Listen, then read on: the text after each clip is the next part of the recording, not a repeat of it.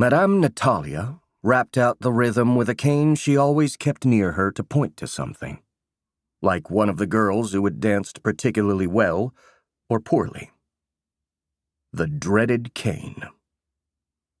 She had a severe, pale, very white face, with jet black hair pulled tightly back in a bun, and eyes that saw everything. She was rail thin, and wore a black leotard and her pink satin toe shoes to class. She was ageless. No one knew how old she was. She had come to Ukraine 20 years before, when she retired as the ballet master of the Bolshoi Ballet Academy in Moscow. The authorities and the Ministry of the Arts wanted an equally excellent ballet school in Ukraine, and so she came from Moscow. On a broomstick, the girls liked to whisper. They hated her, until they danced with other companies and realized how well-trained they were, and then they came back to visit her and thank her. She liked seeing her old students and was warmer to them after they graduated. The senior class was made up of young men and women who performed with the Kyiv National Ballet and still attended dance classes daily, as well as rehearsals when they were performing.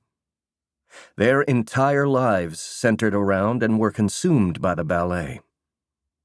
Madame Natalia was merciless. She saw every leap, every step, every mistake, every flaw, every breath, and pounded her cane harder as the man at the piano played the pieces she had selected. Swan Lake was her favorite, as all her students knew. "Higher!" she said to Vlad as he leapt across the room. He had come from Moscow to study with her. His mother was a prima ballerina with the Bolshoi Ballet and had also studied with Madame Natalia when she was a student. She wanted her son trained by the same relentless teacher who had taught her so well. So she had sent Vlad to the ballet school in Kyiv. Vlad's mother was Russian and his father Ukrainian.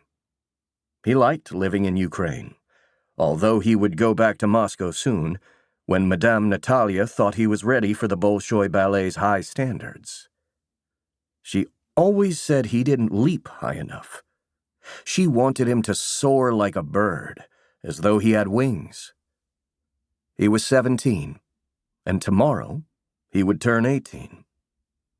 He was a beautiful boy, with straight blonde hair almost to his shoulders, high cheekbones and green eyes. His father was one of the choreographers of the Bolshoi Ballet in Moscow.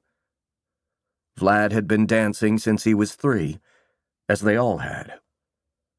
The students stopped attending academic school when they were 12 or 13, and were tutored every morning. After they finished their lessons and completed their assignments, they had half an hour to eat lunch, and then they had class all afternoon, followed by rehearsal and evening performances if they were currently dancing with the Grand Kyiv Ballet.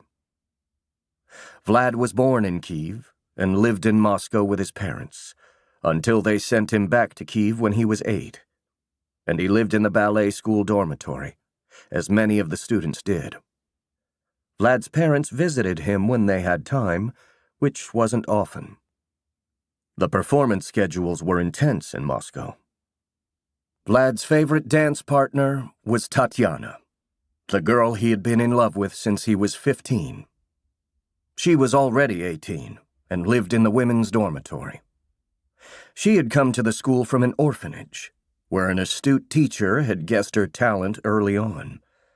Of all the young women in the senior class, Tatyanna was the most talented and the most graceful. Vlad felt as though he could do anything when he danced with her.